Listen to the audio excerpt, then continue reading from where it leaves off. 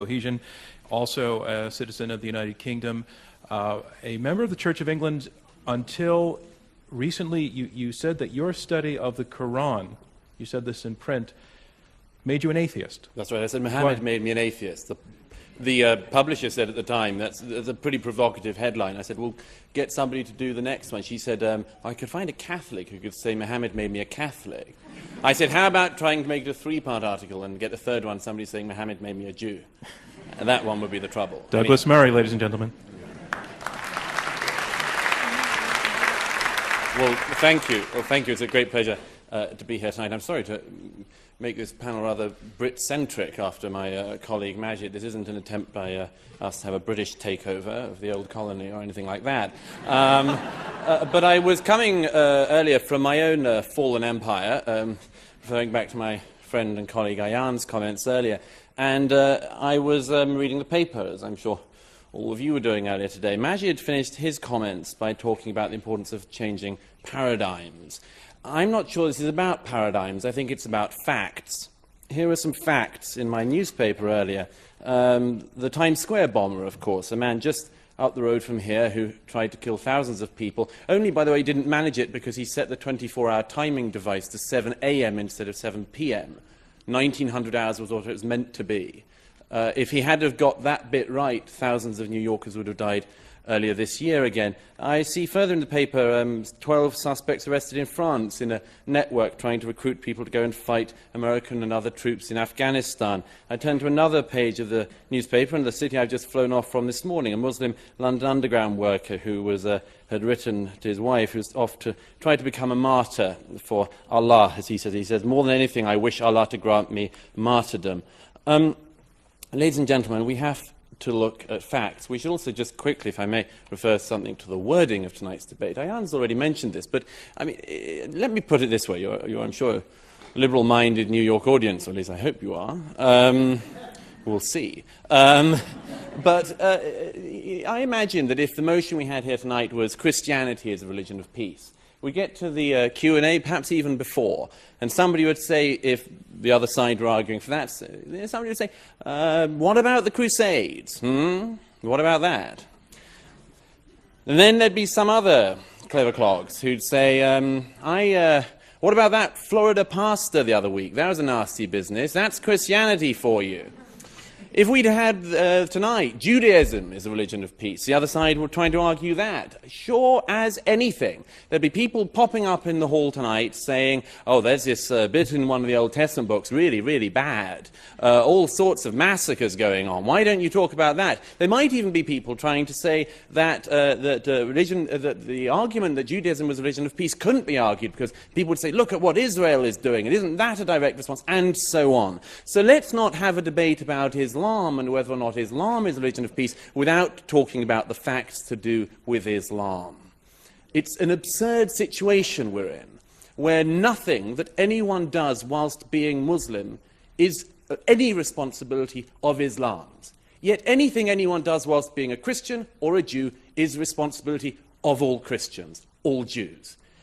Let's make this as straightforward as I can. Take the categorization that eminent scholars like Bernard Lewis, Ibn Waraq have made. Let's say Islam is a very, very complex thing. And the best way I can do this in the very short time I have is say you have three Islams. Islam 1, 2, and 3. Islam 1, the Quran and the life of Muhammad and the Hadith. Islam 2, the tradition of the Sharia. Islam 3, what Muslims do now. The first of those things, Islam, the Quran, and so on, is bad. It is bad.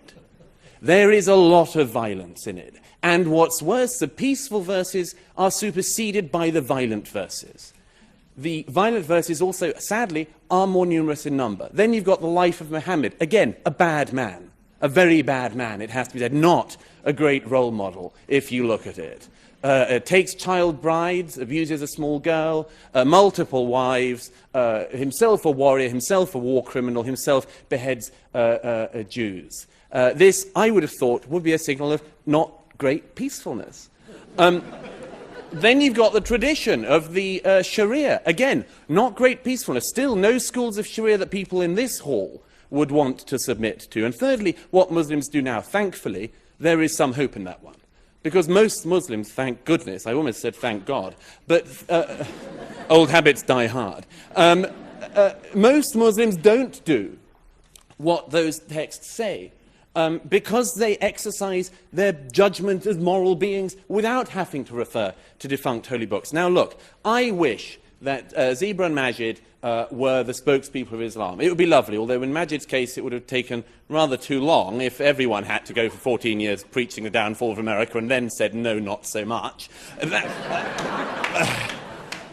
But we are where we are. Anyhow, I wish they spoke for Islam. It would be great. But the fact is that tonight, the organisers of this debate asked a number of clerics. None of them would show. Specifically, they wouldn't show and debate against Ayaan Hirsi Ali. Myself, I don't think they cared. But no, it's very interesting that they will not debate. Time and again, the actual leaders of your religion will not debate this. And you're left with people like we have here. The reason why is, of course, is that the leaders of the religion show such terrible lessons. It is not a small thing. It's not, as it were, a detail. It's not like a wacky Florida pastor. That you've got the largest Sunni state of Saudi Arabia, the most important Sunni state in the world, the most extraordinary closed prison of a society. It's not a detail, it's not a one-off nut job. The Shiite Republic of Iran is what it is, led by the people it's led by. That is not an accident, it's not a detail. The thing that worries me is that although tonight we hear from the fellow panellists here about how Islam is a religion of peace, the fact is that the people who are making the decisions in the religion, the people who are preaching the religion, the heads of that religion, people like Sheikh Qaradawi, who broadcasts anti-Semitic, the most appalling filth every week on the main networks, that is the faith that's speaking for you guys. I wish that, Zeba, you were on every week on Al Jazeera, but you're not. Qaradawi is. The problem is that Islam is an unstable component, as a religion, an unstable component. 1,000 years ago, the Mu'tazilites tried to reform the religion. They were wiped out. The fact is that Islam is many things, many, many things. But to say it's a religion of peace is nonsense. It's to ignore reality. It's to ignore very difficult but necessary facts, not paradigms, but facts. To say that Islam is a religion of peace is to say something based entirely on hope. It's to elevate a hope into truth. And I hope, as you all know, history teaches us that's a very bad thing to do. Thank you. Thank you, Dr. Smart. Yes, we read things in their context. I mean, you read Chaucer in context. Chaucer doesn't have followers. He doesn't have 1.4 billion people who believe everything. Sorry, I quoted Martin Luther, not Chaucer. Or are meant to believe everything. I suppose Martin Luther does have followers. If you allowed me to speak, I'd address your Luther point. Yeah. I'll get there, I promise. Right. You don't have followers of Shakespeare who insist on, or are meant to be insisted on line by line following everything Shakespeare did and believing everything he wrote. That's because it's literature. Actually, what's happening, Majid, is you've put your finger on the problem. Absolutely. It's not us that isn't applying the rigorous critical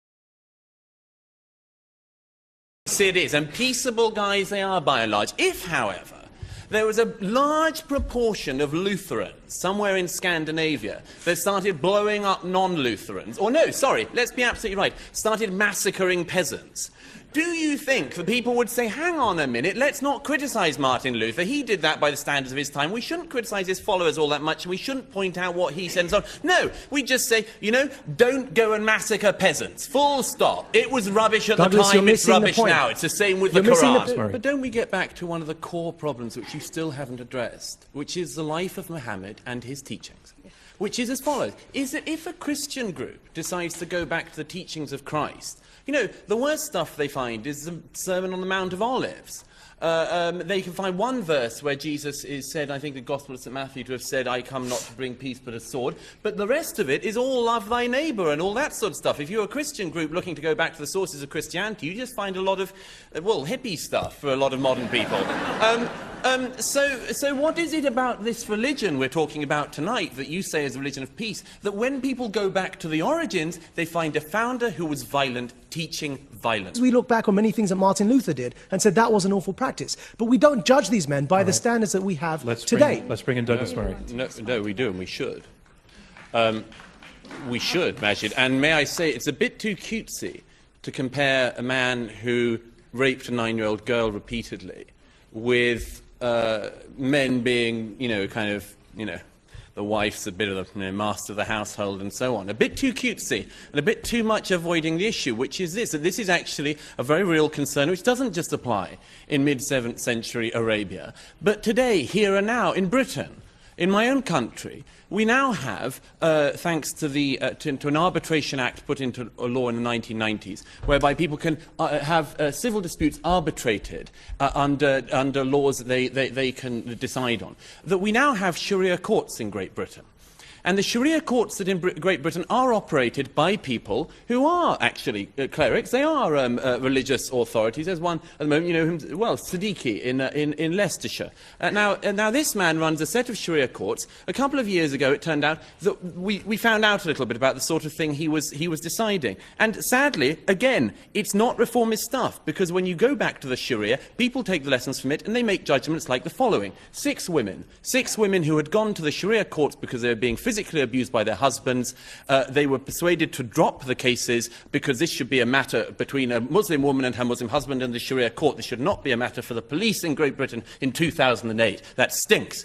What's more, there was in another case, a local Muslim man died. His will was arbitrated by Sharia because that was what happens now in 21st century Britain. And the arbitration of this man's will gave half the inheritance to the daughters as to the sons of the man, because that's what you have in the Quran. But so it's all very well to say just that it's something said that he agrees with you that this stuff needs to change. But the point is that when you look at the courts that are doing this, when you look at the religious authorities, when you look at the clerics, the judgments they're making, those are the kinds of judgments. I wish that Majid would get some clerics on his side who could set up rival Sharia courts that didn't decide that women were second-class citizens. But sadly, at the moment, that is the case. So, Douglas, it's the only time I've ever done a book review of a fatwa. I'm sorry to say this, Sir Majid, you seem to have just proved our point. Yes. Please explain. Is it? I mean, I'm very grateful. It's a very important and very interesting question, why more people don't stand up. I much admire Al-Qadri for that fatwa, as I have other people who have stood up. But the number of times I've spoken to clerics behind closed doors and so on, and you say, why aren't you saying anything? They say, because if I do speak up, I'll be killed. Well, I address you again, ladies and gentlemen, to the motion. No, but hold on. I'm sorry. Right, hang on. How on earth does fear of being killed in Pakistan by a minority faction of extremists prove Islam is not a religion of peace? Let me put it this way. Let me put it this way then. No, sorry, I've got to... Because really, what you've just said is really quite absurd, and I've got to clarify. It takes one person to kill all of us here. One person in a suicide bombing.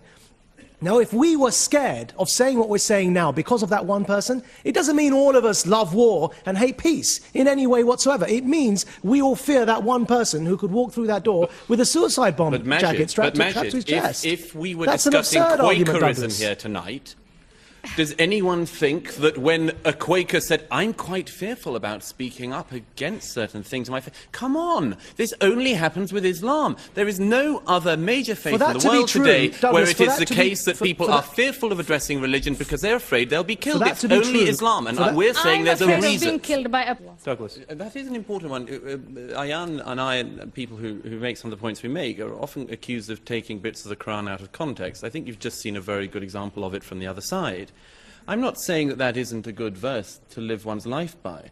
One cannot just simply quote the verse about there being no compulsion in religion, as though it doesn't have the other ones either a without follow-on. context. It has as though it doesn't have a follow-on. Ones. And as Ayan has just showed you, it has a follow-on. Ones. So I think this gets back to the very important question the lady halfway back there made, which is whether or not this can be a religion of peace. I believe it can be. And when I said earlier there are 3 types of Islam I identified, I said the first one, the scriptures, the life of Muhammad and so on, bad. Second one, Sharia, interpretations, bad. But thirdly, the way Muslims live their lives today, in this country and countries like it, That is our source for hope. And the source of hope for that is that they individually use, like many people do religion. I'm not a religious person, Ayan isn't either. But we recognize the fact that people of religious faith have the right to that faith, should practice that faith, should have no fear of practicing that faith. There's no problem with this. But it's a private matter, and one which people come to very strange private arrangements about. And I just wanted to add this, which is that if those people are going to be able to reform that faith into the religion of peace you're talking about, then yes, we would be the first people to encourage them. But if we're going to have that debate, as I hope we've shown tonight, it has to start with honesty. Let's do one more round of questions. It has to start with frankness. We have, Donna, do we have... Douglas Murray. I do have to. This is a very, very complex one, but it has to be said. Majid's just given the comparison with the Founding Fathers, and there has to be some clarity about this. This country rightly reveres your Founding Fathers, but you don't think that their word was immutable or unchangeable. Yeah. You don't believe, I don't think that anyone in this room who criticised Mr. Jefferson now here tonight will be declared an anti-American apostate who can be fit for slaughter.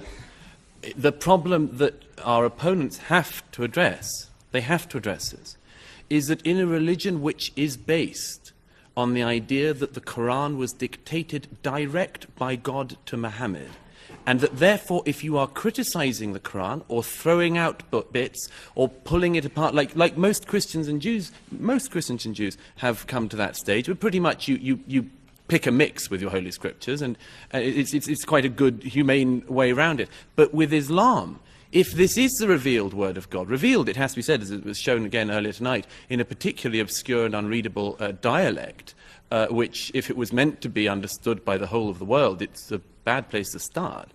If this were the case, then, as I say, we come back to this problem. The Founding Fathers said many great things and did some bad things, but you are not committed as Americans not to criticize the bad things they did, and this is a problem our opponents are going to have to address. And that, thank you very much.